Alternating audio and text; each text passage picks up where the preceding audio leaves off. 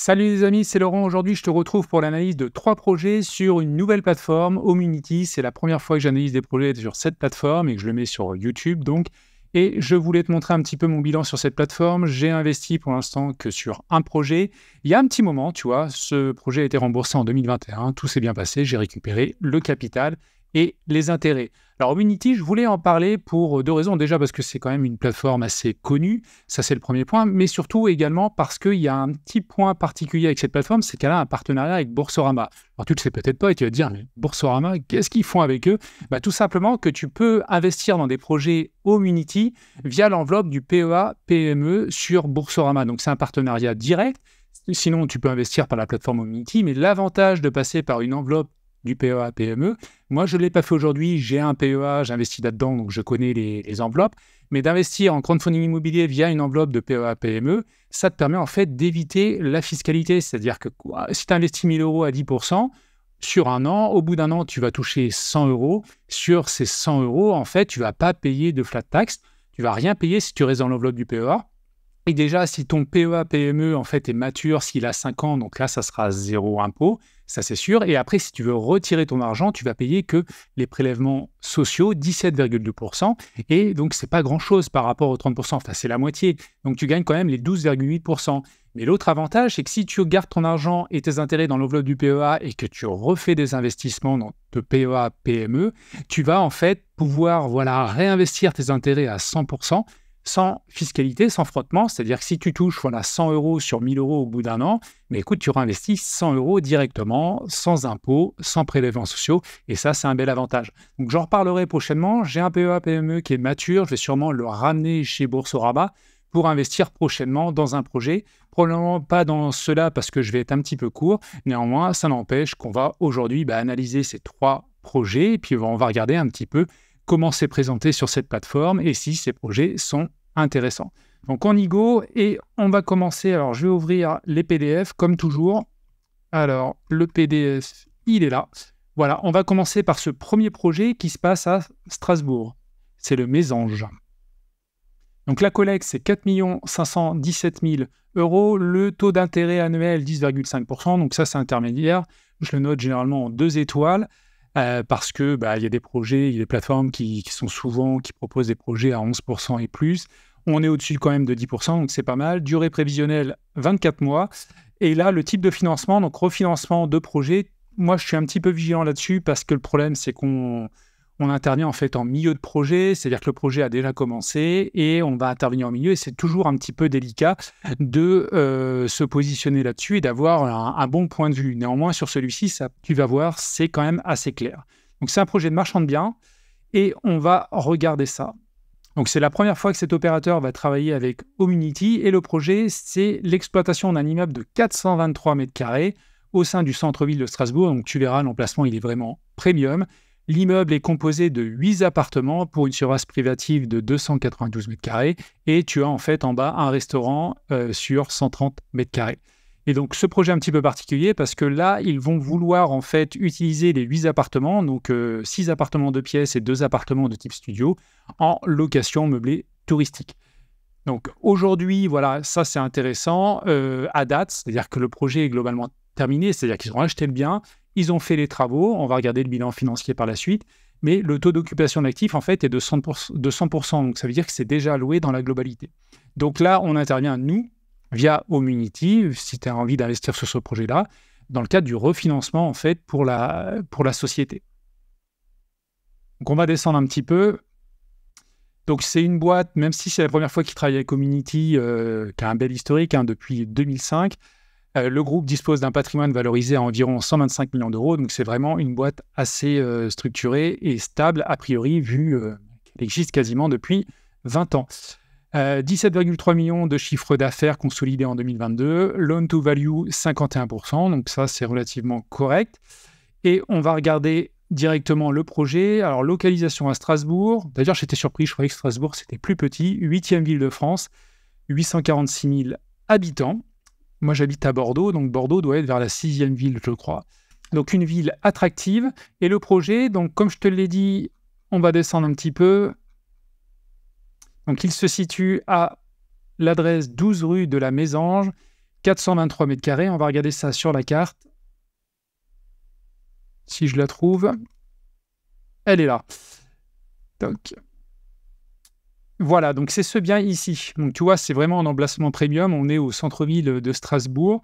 Donc là, il y a la partie, le petit restaurant en bas, et puis tous les locaux au-dessus, un peu plus de 200 mètres carrés. Il y a le tramway.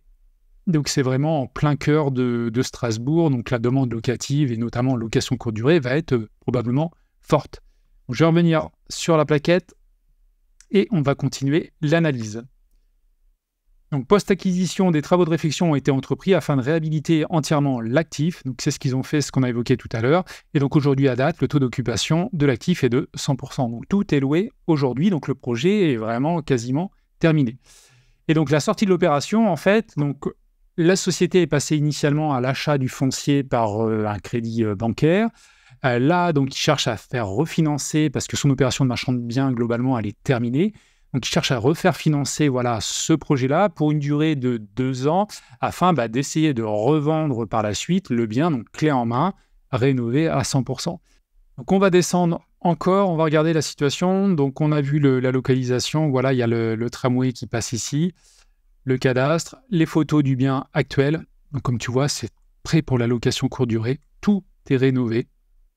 C'est vraiment du haut de gamme, et de toute façon, c'est ce qu'il faut faire pour la location courte durée, pour avoir de la demande et puis avoir de belles annonces sur les sites type Airbnb, Booking et j'en passe. Parce que probablement, peut-être que pour ce bien, ils ont aussi créé un site internet, ce qui se fait quand il y a plusieurs biens dans un même endroit. Donc, l'actif avait été acheté en 2018, tu vois, fin des travaux 2022, début de location 2022, et donc là, ils vont chercher dans 2 ans, donc là, ils vont le louer pendant 2 ans, ils vont chercher à le commercialiser pour revendre le bien. Donc, c'est quand même quelque chose d'assez particulier. Donc, vis-à-vis du projet et le bilan financier, donc charge foncière 4 878 000 euros. Je faisais le calcul également, je crois qu'on a 423 mètres carrés, donc je vais sortir la calculatrice tout de suite.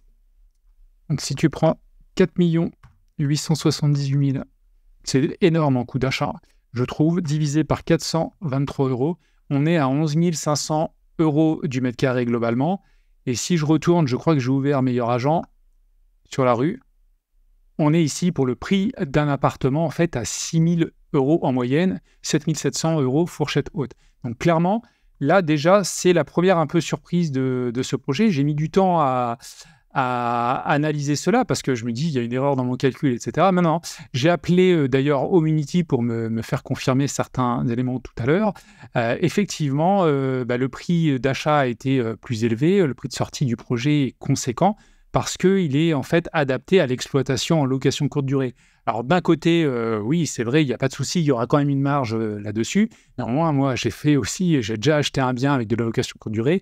La base, avant tout, c'est d'acheter ton bien au bon prix, parce que si ton exploitation location courte durée doit s'arrêter parce qu'il y a une nouvelle loi, la mairie t'impose des restrictions ou ce genre de choses, il faut qu'à minima, en fait, ton bien soit rentable en location meublée à l'année. Et donc là, en fait, c'est pas le cas. C'est-à-dire que j'ai l'impression que sur ce projet-là, on surachète un peu le bien. On est vraiment, voilà, je t'ai dit tout à l'heure, fourchette haute, 7 700 euros du mètre carré en fourchette haute. Et là, on est en prix de sortie. Voilà, j'ai regardé à partir des 7 millions, on est à 17 000 euros au mètre carré. Donc, j'ai toujours le doute d'avoir fait une erreur de calcul, mais en fin de compte, j'ai vérifié et ça me paraît monstrueux parce qu'on est à 2 fois le prix le plus haut sur Meilleurs Agents. Donc, à mon avis, il y a quand même un petit problème derrière. Donc, on va continuer l'analyse. Le taux de marge, effectivement, il est intéressant vis-à-vis de la location courte durée, 12%. Ce n'est pas une marge non plus énorme, mais c'est assez intéressant. Et dans l'opération donc, de financement, voilà, pour arriver aux 7 millions, donc il y a l'apport Homunity, la collecte, donc 4 517 000, et il y a quand même l'opérateur qui fournit voilà, un petit billet d'1 129 000. Donc effectivement, nous, on représenterait 80% de l'investissement et il y aurait 20% de fonds propres. Donc il n'y a pas de problématique ici de permis de construire ou ce genre de choses. Tout est OK, les 2 foncières, la holding, je ne m'arrête pas là-dessus. Et puis il y a un point très intéressant vis-à-vis du projet, tu le sais, les garanties, c'est hyper important. Ça fait partie des 5 premiers critères majeurs pour choisir un projet. Et donc, il y a une hypothèque de premier rang sur l'actif refinancé. Donc, c'est très intéressant, sachant qu'il y a une collecte de 4 577 000. Je pense que si le bien devait être revendu aux enchères, on arriverait en tirer, même s'il y a un prix de sortie de 7 millions, on arriverait à retirer, je pense, voilà, une partie. Donc, on a une bonne couverture hypothécaire. Et ça, c'est quand même un point fort du projet. Donc, je vais descendre. Et puis, Homunity propose ses points forts et ses points faibles. Donc, l'hypothèque de premier rang, évidemment, c'est une bonne chose, une bonne garantie, comme la fiducie. L'emplacement, je te l'ai dit tout à l'heure, premium, clairement, au centre-ville de Strasbourg. Les points faibles, effectivement, il y a 2 points faibles à mon avis. Là, il y en a un qui est mis, c'est la sortie de l'opération qui est liée à une revente investisseur. Donc, ils vont revendre dans 2 ans en fait, l'investissement clé en main, mais il faut quand même trouver l'investisseur. Le prix de vente va être quand même très élevé par rapport au prix du marché, à mon avis. Alors certes, il y a la location derrière, il y a la rentabilité qui est là avec la location courte durée, néanmoins, ce n'est pas si simple. Et puis, il y a le programme immobilier qui n'est pas adossé à une banque. Donc, effectivement, derrière, s'ils veulent refinancer, garder, parce que derrière, ils vont devoir rembourser en fait les obligations Homunity dans 2 ans. S'ils veulent garder le bien et peut-être du coup racheter via un crédit, via une banque, tout ça n'est pas prévu. On ne sait pas si une banque financera le projet dans 2 ans. Donc, du coup, il y a quand même un risque d'illiquidité, de difficulté de commercialisation dans 2 ans, parce que le bien est quand même un petit peu particulier, basé sur une exploitation de location courte durée. Donc, c'est un peu plus complexe que des projets classiques de la première brique ou autres. Il y a quand même des points forts sur ce projet avec la garantie et l'emplacement qui est vraiment premium, mais il y a des points faibles sur la commercialisation et puis je trouve le prix de sortie avec le prix au mètre carré est quand même assez conséquent. Donc maintenant, on va passer sur le deuxième projet. Deuxième projet, là aussi, un petit peu particulier, tu vas voir ça. Donc financement de structure GIV2. 6 millions à collecter, donc belle somme. 10,5%, on reste à peu près dans les mêmes taux, le même rendement sur Homunity. Durée prévisionnelle un peu plus courte, 18 mois.